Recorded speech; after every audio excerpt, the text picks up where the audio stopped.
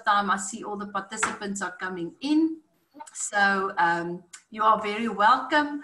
Elize and I were just having a short discussion with regards to, we wonder what's going to happen at 8 o'clock tonight. So I think there's a lot of parents that's very nervous with regards to the announcement. So yeah, we'll see what happens. Yeah. Okay. All right, Elize, I think we are ready to go. So I'm going to just welcome everyone to part 2. Again, Elize was sick this week, so I phoned her this morning. I'll send her a voice note and said, I hope you're feeling better and you've got a voice. So luckily she's healthy and feeling better. And I know there's a lot of people that can't wait, Elize, to look at part 2. We had so many people sending us emails and thanking us, Elize, and everyone was just complimenting you with regards to you talking so, in a way that everyone could understand. So that's what I love about you. So I think without any further ado, I'm going to hand over to you, and we're excited to learn from you further. Thank you very much, Karen. That's very kind of you, and it really is a privilege for me to be here again tonight. Somehow we forget that we can have other illnesses than COVID. So I just had a normal old cold this week, well, as far as I know, and luckily healthy again. It was just a 2-day thing. So I'm really glad to be healthy and back, and sharing again some more on sensory integration with you tonight. So I'm going to show a few of our pictures that we started with last week, just to refresh your memory, because some of them will pop up again tonight. And just to say that these are maybe some of the faces of sensory integration difficulties and dysfunctions that we see in our kids. And tonight we're going to look a little bit into the other 2 parts of sensory integration that we did not address last week. So last week we spoke about the processes of registration, and we likened those to buckets, having a big bucket if you have a very high threshold or can take a lot, or a small bucket if you are more on the sensitive side of the spectrum. We looked at modulation, which we likened to a filter that acts as something that tells our brain what is important and what it can ignore. And then tonight we are going to look at 2 more processes. The one is discrimination, and the 4th one is praxis. And those 2 will be the main topics that we will address tonight. So if we dive right into it and start with sensory discrimination then, sensory discrimination is part of this whole process of sensory integration that happens when those messages that have entered our nervous system from our sense organs, like our eye or our skin or our ears, when those messages now go into our nervous system, it's gone through the middle of the brain where that filtering happens, and now it reaches the top part of our brain, which is called the cortex. And over there, the brain now has the ability to distinguish what it is that we are experiencing. Up until the point of discrimination, there's no meaning attached to what we are experiencing, whether it's something we're seeing or feeling or smelling or tasting. Discrimination is the part where the brain now answers the what, how, where, why, when, what is going on here, and it answers those questions. And so it happens in the cortical part of the brain, that part with all the grooves and things that we always see in the pictures. And that is the part where the brain then ascribes meaning to what it is that we are perceiving through our senses. So sensory discrimination, for example, helps us to know whether we have an itch on our hand and not on our lower arm. It helps us to know when we touch something, whether it's hot or cold. It helps us to know that if I'm standing on the corner of the street, that a sound like a car that's approaching is coming towards me and not away from me. It's something that helps me to tie my shoelaces in the dark, to know what I'm doing without being able to see. It's something that helps me to judge whether a sensation is threatening or not. And I'll get back to this one particularly because this is one of the areas where there's sometimes confusion in, is this child unable to filter the information and just know that that the right information is going through the filter and the right information is staying behind? Or is it actually a matter of that the nervous system is not able to distinguish whether that sensation is threatening or not, and then we have an over response because the nervous system cannot really ascribe meaning accurately to that sensation that we are experiencing. And it's also a crucial building block to our ability to stay organized in our daily activities. If we have difficulty ascribing meaning and knowing the what, where, how of input that is entering our nervous system, it causes our nervous system to become disorganized. And so we become disorganized in the way that we approach tasks, in the way that we go about our daily lives. And when we get back to how we see sensory discrimination problems, you will see a lot of that in there. So then, as I've mentioned, sensory discrimination really is about the meaning of sensory input, making sense of feeling, seeing, hearing, and all those other things that can happen to us on a daily basis. So if we then go to what difficulties and how we see difficulties in this sensory discrimination system, the things that we see when children struggle with sensory discrimination can be very diverse. There's many different ways in which we see that discrimination in the different sensory systems is problematic. One of the things that is often a problem is developing a good body scheme. Now, our body scheme is basically like a map, an internal map of our bodies that tells our brain on a subconscious level where our body parts are in space and how they relate to one another, so that our brain can tell the right part to move at the right time. Now, for body scheme to develop really well, we need the brain to make sense of information that it is getting from our sense of movement, from our sense of body position that we spoke a lot about last week that we call proprioception, from our sense of touch, knowing where my body parts end, that's what our sense of touch can tell us. Also from our visual sense, if I look at my body parts.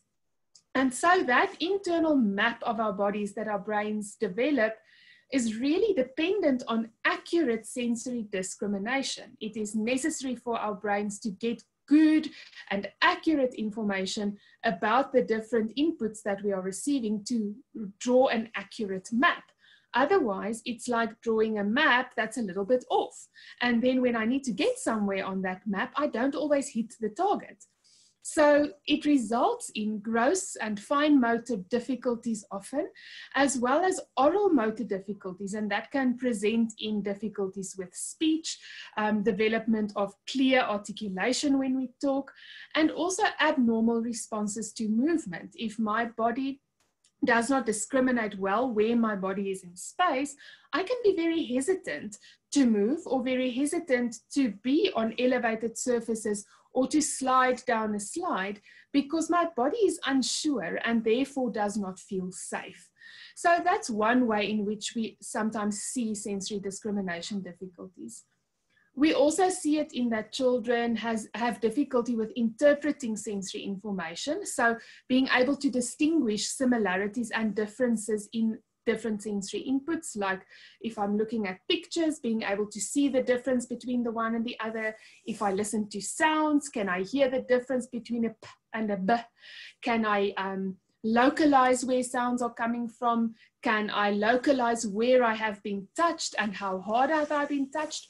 Or does it feel to me like someone is really hurting me where I'm actually only being touched lightly? And again, there is that almost confusion between, is this a problem in the size of the bucket, being a very small bucket, or the filter that's not filtering that information enough?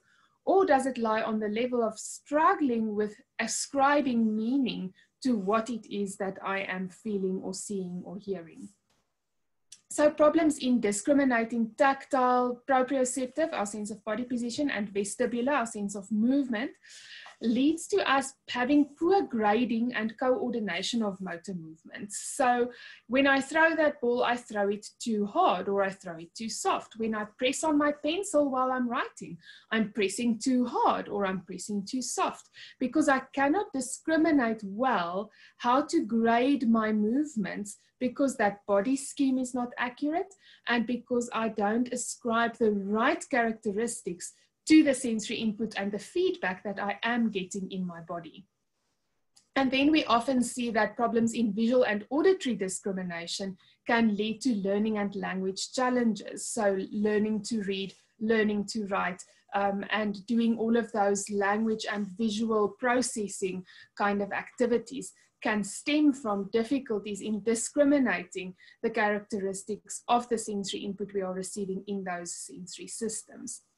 So I'm going to take you back to one picture that we spoke about last week, and we said that, that we can look at development as something like a house that is built within a specific environment and that has a foundation and walls and a roof. And we need to go and figure out, if we see cracks in those walls, where do they come from?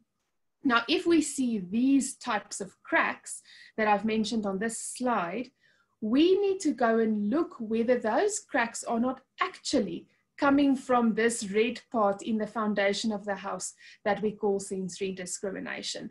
Because in many instances, we can link difficulties in those aspects of functioning to sensory discrimination problems. The brain not being on point with how it ascribes meaning to the different sensory inputs that we are getting every day. So that's the sensory discrimination part and what it's about and what it looks like.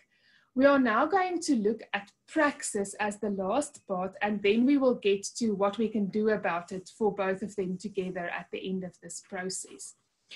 So after the brain has now received the information, it has filtered the information, it has ascribed meaning to the information, now it needs to do something with that information. It has to produce an output. And that output is very much dependent on this thing that we call praxis. Now, this is a very strange word. One of the words that is used synonymously with praxis, but that isn't really a synonym because it doesn't capture the whole word, is motor planning. And I will show you in a minute where that fits into this puzzle of praxis. But praxis happens here in the front part of our brain. It's a neurocognitive function, and it is involved in all aspects of doing. Everything we do every day, to a greater or a lesser extent, draws on our praxis skills. Praxis is a process that consists of 3 parts, and those are the little sprockets or gears that's on the picture. The first part is ideation, knowing what it is that I want to do, having an idea about what it is I want to do. And one important thing about ideation is I need to get good feedback from my sensory systems to tell me what the options are. If I'm looking at a ball and I need to form an idea of what I need to do with this ball, my visual system needs to tell me this ball is round. If you touch it, if you bump into it, it's probably going to roll. It looks like it's probably soft, so you could kick quite hard and it wouldn't be an issue, you wouldn't hurt your foot. So you need to get good feedback from your sensory systems to tell you about the characteristics or the affordances of the objects and of the environment, so that you can form realistic ideas about what it is that you need to go and do. Then there's a part that involves planning, where the brain plans this thing that we want to go and do now. And then the third part is the execution part, when we now do this thing. Now, the one thing about praxis that is really interesting is that it is primarily involved in executing new or novel actions. So when I'm doing something for the first time, the demands on this thing we call praxis is really high. So think about when you first learned to drive a car. When you got into that car, you actually kind of had to think about everything that you did. You need to tell yourself, okay, now I need to push the clutch. Now I need to shift the gear. Now I need to release the clutch and push the petrol together. And all of that is a very broken up approach. And you actually try and break up that motor plan into different parts in order for you to be able to do this new thing effectively. Now, if you've driven for a few months or a few years, there's no issue. That motor plan and that whole sequence of how you do things is fixed. You don't have to think about that anymore. It happens automatically because our brain stores that information in the form of motor plans or motor engrams. And so we can just use those old motor plans. And we don't have to go through this whole Praxis process all the time. But now what happens if all of a sudden you need to drive to Joburg? Those of you that are from the Free State, it's very stressful to drive in Joburg, okay? So what happens when you need to drive in Joburg traffic if you're used to driving in Bloemfontein traffic? You need to think about it. You need to think about what you need to do and whether you're going to wait for a gap, which usually doesn't turn out well, or whether what are you going to do? Or if you need to get into a new car. You've never driven this car before. It's a brand new car, or it's a friend's car, or you used to driving an automatic and now you need to drive a manual car. All of a sudden, you need your Praxis skills to be able to successfully go over that challenge. And this process of Praxis happens automatically. We don't think about thinking about what we're going to do. It happens automatically in our brain. But the more novel or new the situation or the action, the greater the demand on our Praxis skills. So I'm going to use another illustration to just explain to you how this Praxis process works. So if you think about this action that this little boy is doing, he is jumping over quite a wide stream. You can see that this is not just stepping over it, this is jumping over it. Okay. So imagine yourself being in a similar situation. You need to get across a stream and it's quite wide. So what happens in this process, and I'm going to do it in a linear way, but it really isn't linear. There's certain sensory input that you're getting from this environment. Okay, so you are seeing how wide this stream is. You're also getting sensory input from your own body. And you can also discriminate that input to say, how wide is this stream? How far can I jump? Happens automatically in your brain. The next thing that happens is your brain goes to your body scheme, that map of where my body is and what my body can do and all of those things. It goes there. And it reflects what you are planning to do against your map of your body. And it also goes back to those motor engrams, those memories, those actions that you've performed before. And it's thinking, have I done this before? Have I ever jumped across the stream? Or have I ever done something similar? Is there a plan that I can take out? Or do I need to plan this whole thing from the start again?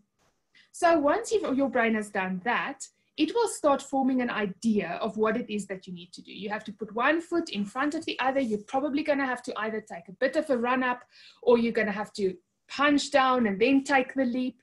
And then it plans that action. It sequences the movements that you will need to perform in order to do this action. And now I wonder whether any of you have ever had that experience of wanting to jump over and you kind of start doing it and you can almost feel the sensation of doing it, and then you stop, then you hesitate. If you have ever had that experience, what you felt, what you physically felt on a sensory level is this thing that we call a feed-forward message. Your brain feeds a message forward into your sensory system to tell you what it's going to feel like when you do this. And when your brain then compares that sensation to the sensory input on the outside, the visual feedback of how wide this stream is, and it compares the two, it can decide whether you should do it, whether it's a good idea. And if this stream is very wide and you're not quite sure whether you're going to make it to the other side because you've never done it before, then sometimes we stop and we need to override that safety mechanism. It's like literally taking the safety switch off a gun and say, I know I can do this, and then you do it. I know as a child, when we were on the farm with my parents, there was a kraal that I wanted to jump from the one, it's very wide walls, and I wanted to jump from the one wall to the other. And I would literally go and stand on the ground and first practice jumping that distance on the ground to override my brain's safety mechanism that kept telling me, this is not a distance that you can jump. And I'm telling my brain, but it is a distance I can jump. And I had to do it a few times. I had to build those motor memories for my brain to say this distance is a safe distance to jump before I could actually do that. Okay, so we have had ideation. We've had the plan of what we need to do. We now have the sequence of motor actions, and our brains have tested whether that is a good idea that we need to do this. And then we can go on and do it. Then we jump, and then we land, hopefully, on the other side of this stream. Now, from doing this thing, I'm also getting sensory feedback from my body. My body is also telling me how it felt, really felt, not this fake feeling, this real feeling of how it felt to do this. So from doing the action, I'm getting feedback into my body in the form of sensory input. There's also a result. I'm successful or I'm not successful. And from that, I also get feedback that goes into my nervous system. And all of this helps me to build meaningful interactions with the environment that keeps providing me with sensory input. And this whole very, very long, complicated process, I'm explaining just to show you why sensory discrimination is such an important part of this praxis process, and why sensory integration difficulties and praxis difficulties really lead to challenges that we can't fathom. How can it be that that is linked to sensory processing? How is it possible that if my child struggles to read or write, they're not tactile defensive, they're not putting their hands over their ears for sounds, there's no obvious sensory sensitivities or sensory seeking behaviors, but they struggle with organizing themselves in space. They are clumsy. They struggle to get organized when they do homework. And this is where it comes from. This is the important role that sensory processing, sensory integration, and sensory discrimination as a part of that plays in being able to interact meaningfully with our environments on a daily basis. So if a child has praxis difficulties, we can see it in many ways. The one most outstanding thing is that there will be a problem in any one or in any combination of those three parts of the process: forming ideas about what I need to do, planning how I'm going to do it, and executing it. And a lot of the kids that we see in the practice for occupational therapy that struggle at school have difficulties here. The teacher says, she gives an instruction in class, and everyone else is doing it, but this kid just doesn't seem to know where to start, what did she say, and how to get himself to a point where he knows how to put these things into a logical sequence so that he can complete the assignment. So children that struggle with praxis often struggle with deciding what to do and how to do it, getting started, because forming the idea and getting the plan takes really long, translating ideas and images into actions. So if you give them a visual picture of what they need to do or a verbal instruction of what they need to do, they really struggle to figure out what it is that you want them to do. They often struggle to figure out how to play a new game or how to incorporate new actions into a game or an activity that they know already. They are sometimes very, very kids with very good perseverance. A lot of stories that parents have told me over the years have included things like, but he's really good at karate. He can't have praxis difficulties. He's good at karate. And then when you ask about it, then this kid is practicing those movements in the karate that he's doing, or in gymnastics, or in whatever other sport they're participating. They are practicing and practicing and practicing and practicing the actions over and over and over and over. And what they are doing when they are doing that over and over practicing is they are making those motor engrams, those motor memories, they're building them and they're filing them in the brain. And so when it comes to the time that they need to do it, they don't have to rely so heavily on praxis. They can just rely on the practice that they've had in order to be successful in those kinds of activities. So typically kids with praxis difficulties do well in activities that allow them to practice beforehand, that are predictable. There's a dance routine, and I can practice that routine over and over and over and over until I get it. So those would probably be sports that they do better in than a sport where they need to respond to changes all the time, like tennis. You never know where the ball is going to come from, so your praxis needs to kick in all the time to be on time, to know how to turn your body, to know which side to hold the racket to get that ball. So it's not cast in stone, but we often see that in sports where there's opportunity for a lot of practice and not a lot of variables in when you actually participate, kids with praxis difficulties do better in those kinds of activities. They then also have difficulty combining several steps into a sequence. So just getting to what must come first, what comes then, and what comes at the end is difficult. And that translates into having difficulty with things like writing an essay, because if they don't have that internal sense of sequencing and order, it's really hard to sequence and order my thoughts on paper. We often see that they struggle with coordinating eye and hand movements, that body coordination is difficult, and so that typical clumsy child is, in a vast majority of cases, children that struggle with praxis, and then also experiencing difficulties with a lot of changes, because every time that something changes, I need to draw on my praxis skills again to figure out how am I going to navigate this change. So if you change the layout of the lounge and I bump into the corner of the couch every time I walk past because it's now in a new place, then my praxis is not kicking in fast enough to tell me, no, you now need to take a little bit of a different turn when you walk past the couch. And so changes can be very disruptive in many ways for these kids. And so to some extent, maybe some of them struggle with lockdown, and then for others, being at home and in their familiar environment all the time, lockdown is the best thing since sliced cheese. So it's very different how it plays out for each child. So what can we do to help? If we see children are struggling with sensory discrimination, we see they are struggling with praxis, what are things that we can do to help? And what are things that we maybe from a therapeutic point of view also try and build into these kids' daily programs in order to support them better? So because this stems from inaccurate sensory processing, many sensory experiences can only be to the advantage of these kids. The more they experience their environment, the more they experience things with their senses, the better the brain can also start making sense of that. But that's definitely not the only way. So we can challenge sensory discrimination through playing games and asking questions about sensory input.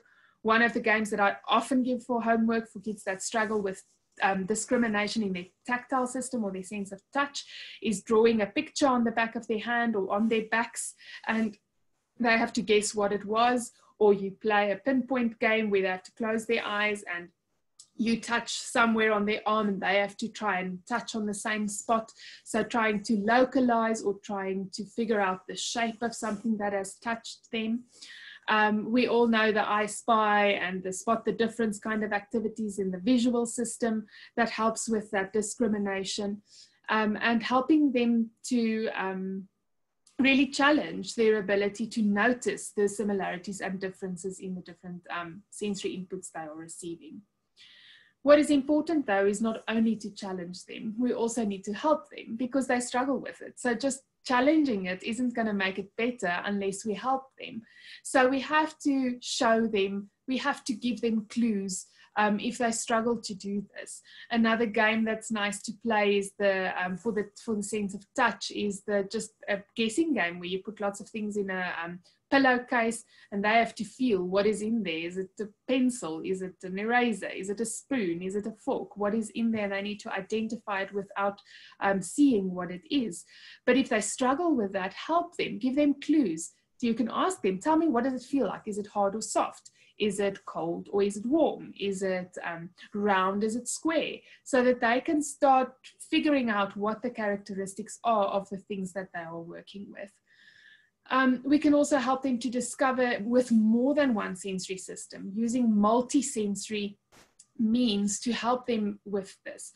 All kids will have a sensory system that's stronger than the other, that we can use to help them. So if it's a child with a good auditory system, we can help them with verbal cues.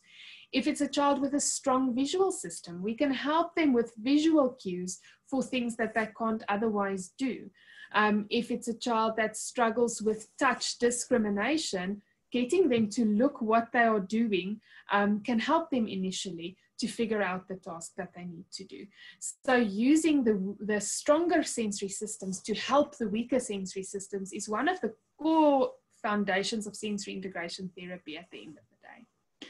We also want to provide them with as little information as possible at a time, because they take longer to process that information and they struggle with the discrimination. So if we bombard them with too much, then they cannot process that and it just all goes haywire and they don't know what to do with it all.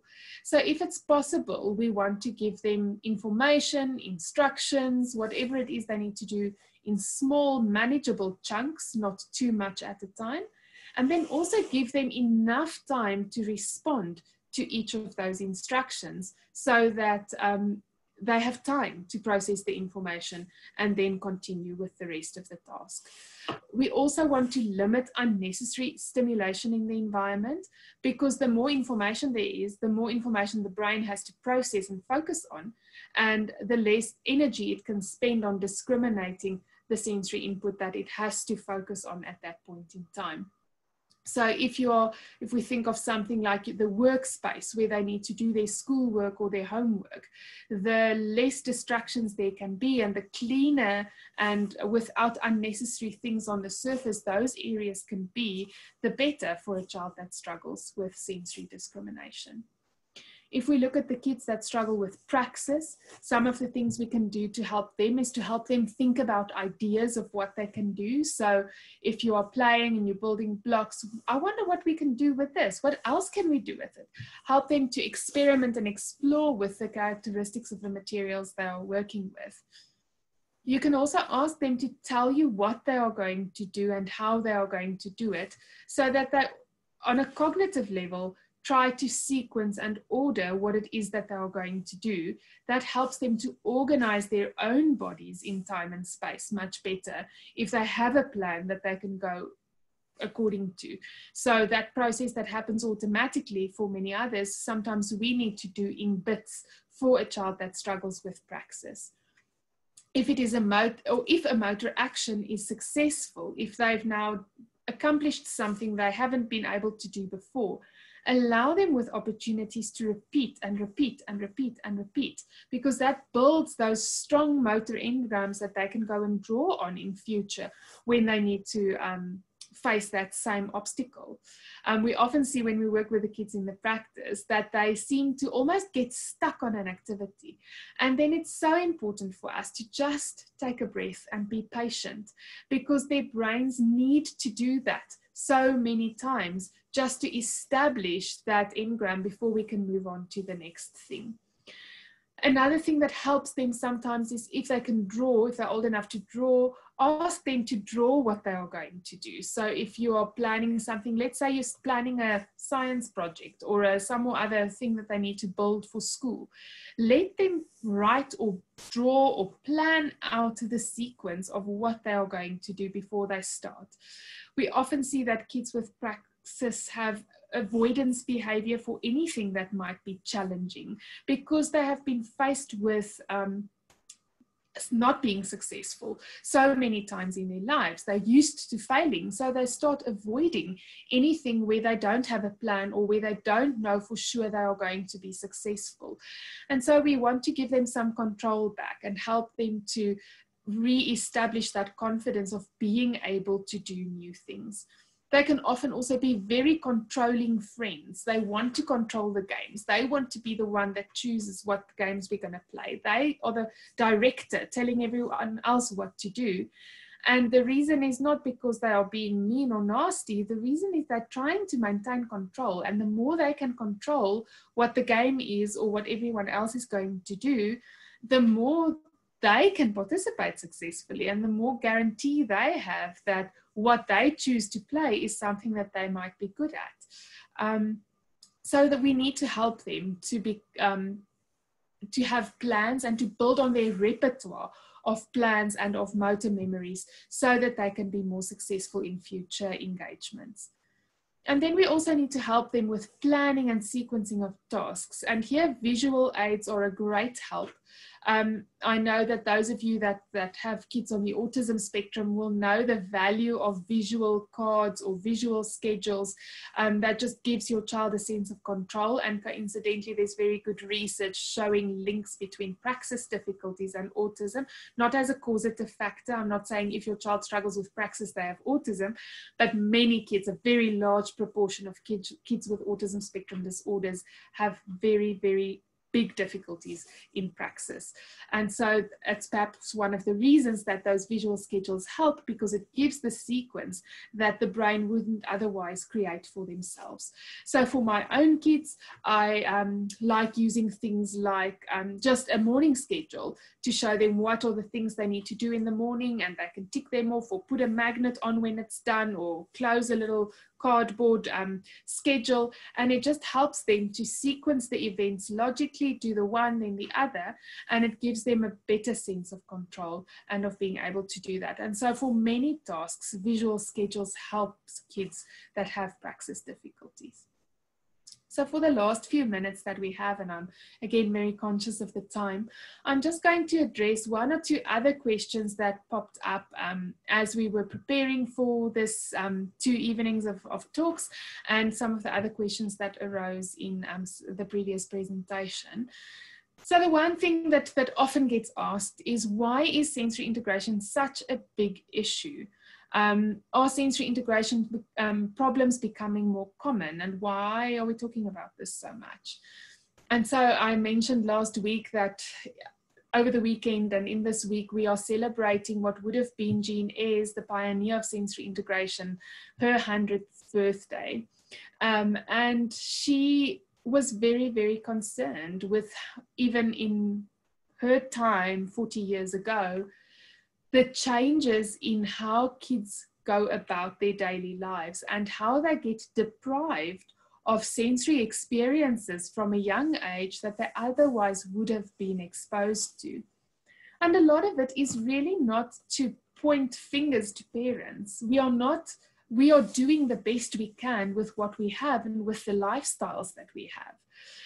But one of the outcomes of that is that when kids spend days and hours in containers like prams and rockers and walking rings and car seats, they are deprived of sensory input they otherwise would have had. If kids are spending 2, 3, 4, 5 hours a day in front of a TV, they are being deprived of 2, 3, 4, 5 hours a day of what they would have had in sensory rich experiences playing outside. We live in enclosed spaces. We have lots of things that contain us, and so much more in lockdown. So those are perhaps some of the reasons that sensory integration is a big issue, and that sensory integration problems do seem to become more common than they were perhaps 40 years ago. Now, there's always a thing of, as awareness grows, so also our ability to identify difficulties grow. And that is definitely also a factor in our ability to identify sensory integration problems, because we just all know better as well. When Jean Ayres just started her work, she was fighting a very lonely battle. And now there are international organizations all over the world that advocate for sensory integration and for children to receive appropriate services that struggle with these things. So that's also part of the story, but we definitely see that there is a large portion, and we're talking about a prevalence of around 5% at least of the population that struggle in some way with sensory integration. So if there are 100 kids in a grade, I would expect at least 5 of them to have identifiable sensory integration problems, and around them still another 10 that might just have a few difficulties that might be fairly easy to deal with.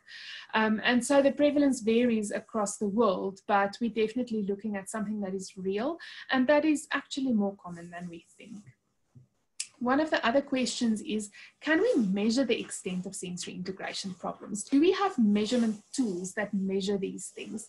And luckily the answer there is yes. Sensory integration is a field that has really got very, very strong research behind it. And one of the reasons that it has strong research behind it is because Jean Ayres herself and all of the subsequent scholars, the people that studied under her and then took this thing to the world, were really very, very good at creating good assessment tools to really measure the extent of this. And one very exciting project that I have the honor to be involved in is we are part of a global project where we are developing a new sensory integration test internationally that will be standardized across the world. South Africa is right at the forefront of the data collection for that project. So we've tested most of the kids in South Africa to get the norms for that test, and we're hoping that by next year we will be able to start using that test. But even before that test, we had really good tests to test sensory discrimination, to test praxis. Sensory registration and modulation are harder to test because it's not output bound, but we can measure it with standardized questionnaires that tell us the extent of the problem based on the behavior that we observe. And so yes, we can measure the extent of sensory integration problems very objectively. And for that, you would need an occupational therapist trained in sensory integration to conduct those assessments. And then the last question that I'll address before we invite questions from the audience is, does it get better and can it get worse? And the answer to both those questions, the very short answer is yes, to both of them. It does get better. We are all born with certain sensory vulnerabilities. And so if you are, for instance, sensitive to auditory input, chances are you will always be sensitive to auditory input, but the extent to which it has a negative impact on your day-to-day life is something that can be changed. And there are various ways.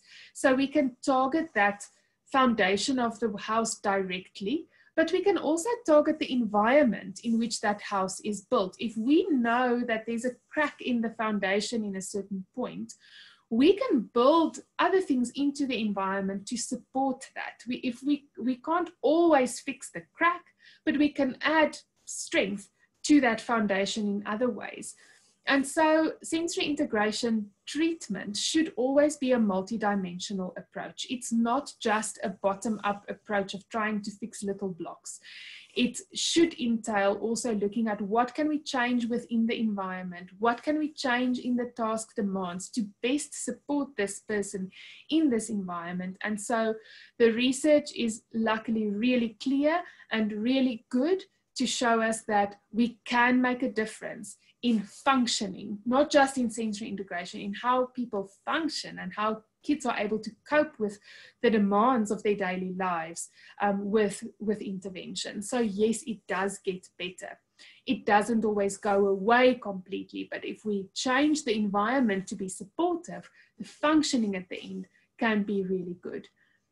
And then the question regarding can it get worse, the reason that my answer for that is yes too, is because we can't always control the environment. And where sensory integration problems seem to get worse is usually where the environment becomes less supportive. So if this house is built on a sandbank and not on a rock, and that sandbank starts to give way, or there's a storm coming and lots of rain permeating through the walls, that's when sensory integration problems seem to get worse, when the environment no longer supports. So we often see that sensory integration problems climb in children that have these difficulties when they move into new environments, so going to a new school, going to a new grade, like grade 4, which is always a challenging one, because so much in their environment changes as a result of that. And so the problem itself can also be triggered more by things like trauma or any other things that happen from the outside and become literally like an insult to the nervous system. But most of the time, SI problems seem to get worse as a result of environmental things that change and that doesn't support that house and the foundation of that house that well anymore. So those were the ones that I had prepared in advance, but there's a few websites that you can access for more information. And then we are also going to invite questions then from the audience to ask live or to pop in the Q&A or the chat box, and we can address those. Thank you, Elize. And you are spot on. 15 minutes past. Right. Okay, I've got a question that someone asked last week that I just went back to. It was a mom that was asking about how to handle an over-responsive child presenting as bossy on the playground. It's such a lovely question because I think it also touches a bit on what we said today.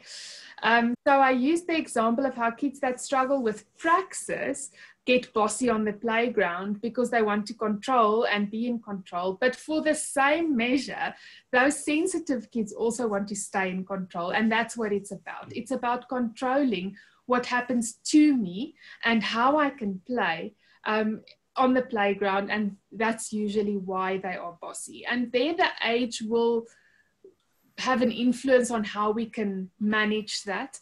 Again, I think I mentioned last week the suggestion of using stories with children to help them also develop insight and develop a sense of what the other child is experiencing. So if they are at an age, and usually that only occurs late in their 5th year, going into the 6th year, where they really start getting the capacity for empathy for other children, we can use those kinds of things to help them just become aware of what is going on. But then we can also help them by giving them tools to use when they are not in control. So when they are allowing a friend to choose and it's something that they don't want to do, they often don't have the words to know how to tell a friend, I can't do this. And if we can help them with the words, that also gives them control over what they need to do on the playground. Elize, can you see the chats on the, can you see it?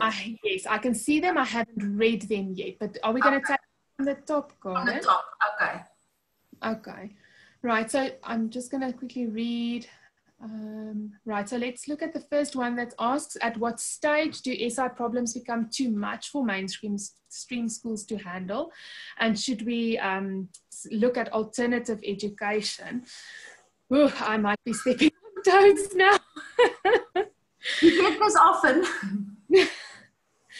So our Education White Paper 6 is very clear that our country should cater for education needs within a mainstream school environment up until the point where it really is not possible anymore. Unfortunately, what we see playing out in practice is that sometimes when it just becomes too difficult or too much effort, or on the part of the teacher, the class is just too big. There is just so many things that need to be accommodated that it becomes impossible to accommodate certain extra needs. Then these children often get kind of suggested to go and look at alternative education opportunities. I don't think there are any easy answers to a question like that. There's always so many factors at play. I believe that we should fight for the rights of our kids to be accommodated within a mainstream setting, within the boundaries of reasonable accommodations. What is reasonable, what is within the resources of the school to be able to provide in terms of accommodation. And if there comes a point where the child needs more than reasonable accommodations, then it might be the point where we need to consider other education options. And those are many. I mean, it could be just a smaller school setting. It could be a special school setting if needed. And it's really quite interesting to see and to experience how kids with very severe praxis problems end up in special needs schools because they need more support than the mainstream school environment can provide.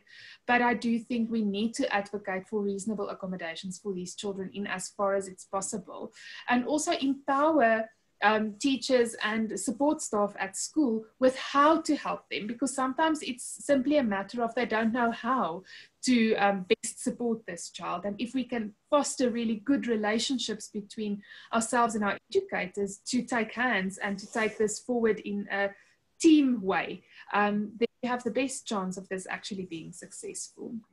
Sure.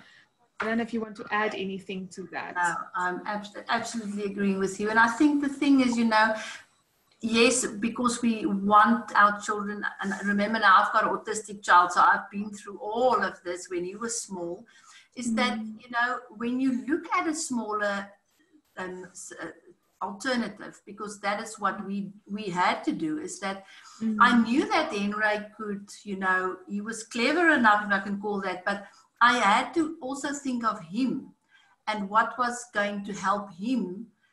Yes. And a smaller class was absolutely what he needed at that stage. I think it's both sides, you know. Us as parents are, you know, sometimes you think, but he will be able to you know, be able to function. But they really sometimes really struggle. So I think it's also, you need to think of them also. And that's where that argument of the fit between the house and the environment comes into play. Whether the environment has the right supports in place for this house, and is this a good environment for this house to be in, or are there environments that will be more supportive for them? Those environments just unfortunately often cost a lot to do, but there is a balance between that as well. Okay. But the question relates to assisting with keeping a child's concentration when doing a task. She gets distracted easily, 2 years old. So with our 2-year-olds, we should really have a lot of grace. They really are still babies, and they should really not be able to focus on a task for an extended period of time. If she's able to stay on task between 3 and 5 minutes, that's more than enough. And there I don't mean a structured task like having to color in a picture. There it can literally just be something like playing with a doll, and being able to just engage purposefully with playing with a doll for 5 minutes, and that's really all that is expected at that age. They don't have, and they should not have, a longer concentration span than that. I know it's challenging in lockdown times when we need to get work done and our kids can't entertain themselves for long periods of time. And so I have so much empathy and sympathy with it being really challenging. But in terms of what is developmentally appropriate, I would not worry unless she really cannot play purposefully with a toy for about 5 minutes. If you are concerned further than that, you could just ask someone to have a look as well. But at that age, we don't expect them to really be involved much longer than 5 minutes on a task. Cool. Emma. And then Emma, hi, I know Emma very well. So she's going to ask me hard questions. Let's see. I think the reason we often only pick up on SI difficulties later on in school is because the environment becomes less supportive. And if so, how can we advocate for early intervention with teachers that don't see the SI fallouts early on? Yes, Emma, you are spot on. I think part of it is because the environment not necessarily becomes less supportive, but probably just becomes more demanding. It says the same thing, but maybe just in different words. So as the demands on independence and on the child's ability to structure and to sequence and to plan their tasks in the school environment becomes more, we often only pick up on those things later. And I think one of the other reasons is that when people hear sensory integration, they think sensitive or seeking. They just think about buckets and filters. And that's why I asked for part 2. Because this is actually the part of sensory integration that has such a long-term impact on function, and that we often miss because it's not spoken about so much. It's not so well known, and so we see it too late. So I think Emma knows my mantra. She's asking purposeful questions. Knowledge is power, and if we can share on platforms like these the different faces of sensory integration problems, it will help with earlier identification, and also sharing with colleagues in other professions that might get specific referrals for learning difficulties, whether it's our speech therapy colleagues, our EdPsych colleagues, but if we share with them to also keep an eye out for these red flags that we've mentioned tonight and ask for an assessment when they pick up on early problems, then we have a better chance at catching them earlier. And I think the reality is that the younger we get them, the faster we can do something about it, because we all know neuroplasticity gets less with age. And so it's never too late, but it's always better to be early. So those are the really important questions to ask. Then I'm going to go to Nelia's questions, and you're most welcome to ask a few. So what might be indicated if a child of 4 is chewing on his clothes, clapping hands when he gets excited? How can I help my child who struggles with clumsiness and dealing with unpredictability, and the best option for a nightlight for a child who struggles to fall asleep? Okay, I'm getting nice hard questions tonight. Like it.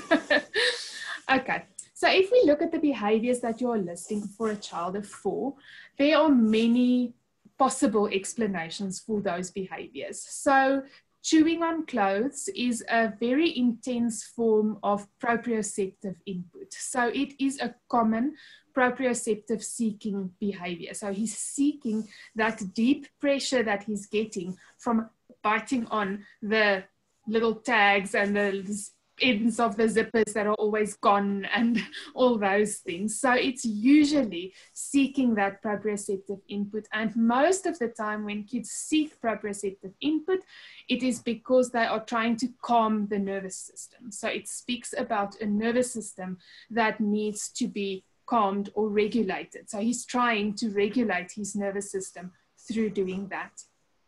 The same happens with clapping hands. It's also a form of sensory input because we're getting compression throughout the joints, so it's also proprioception. And so when they get excited and clap their hands, it's also a way of regulating that nervous system. And so that would be the sensory explanation. Now we know that in certain conditions, behaviors like this is more common, as I've mentioned, like autism spectrum disorder that struggles with with Praxis. And so when we see these things, we don't automatically jump to this is autism because autism has so many different layers of things that are involved. I'm mentioning it because if the other layers are there, if the communication problems are there, the social interaction problems are there, the purposeful engagement kind of challenges are there, struggling to maintain social interaction between peers and between others of his age. When we see that in combination with those red flags, we need to go and look further there. But if those are the only things that are worrying you, most likely we are looking at a sensory system or a nervous system that is looking for ways to regulate himself. And then we might see other things like having certain sensitivities or having other seeking behaviors that goes with that. So one would have to look at the whole picture to really make an informed thing, but that would be the sensory explanation for those behaviors. In terms of a child that struggles with clumsiness and dealing with unpredictability, those would be typical red flag signs for kids struggling with Praxis. And so we can do some of the things that I've mentioned tonight in terms of how you can help them. The unpredictability is one where schedules and stories, again, you hear my affinity for stories work really well. So if you know something is going to happen tomorrow that he's not used to, he has to maybe go with you to a new shop or he has to ride on a plane for the first time, or he has to go with granny somewhere and he's never done it before. Make a little story about it, play it out with toys, or make pictures and read the story to him to give him a sense of predictability. And then in terms of the clumsiness, I think I've mentioned a few things, but exposing him to rich sensory experiences is going to be the foundation of that. And if these things are really impacting functionally and causing him to have difficulty at school or difficulty in any area of function, consulting with an occupational therapist trained in sensory integration, which is a postgraduate qualification, would be at the top of my list for helping him with those challenges. And then in terms of best options for night lights, I think I'm the wrong one to ask. My only thing that I know is we don't want blue light. The frequency, not the color, but the frequency of the light. So we need to look at more of our warmer tones. And but further than that, I'm afraid I might just help you from the but van die wal af in die sloot in. So I think it will also depend on what they need. I think less is more. So if you can go with as little light as possible, do not interfere with sleep, that would be preferable. But absolutely agree that some kids need it. Some kids just need that security of when I open my eyes, I will be able to see, even if it's just a dim light. Okay. It seems like that's all our questions for tonight. Right. If there's anyone else that wants to ask a question, now is your time. We are on time, Elize. We are getting better at this. We are getting better at this. I just want to really, oh, there's another one. Thanks for the knowledge. My child's 2.8. She's chewing her nails. I haven't cut it in 2 years. Is it something to do with sensory? It could be, but it could also relate to anxiety. Yeah, for sure. Okay. So everyone, thank you so much. And Elize, again, thank you very much for the 2 parts. I asked for 1 part and I got 2. That was a bonus. And I think that it was great tips that you gave us. So really, thank you. We really appreciate it. And everyone must keep safe. And let's hold thumbs for 8 o'clock. See what happens at 8 o'clock. Thank you so much, and thank you for giving me 2 parts. You gave me 1 I asked for 2 and I got it. So thank you very much. Okay, guys. Have a good evening, everyone. Okay, bye.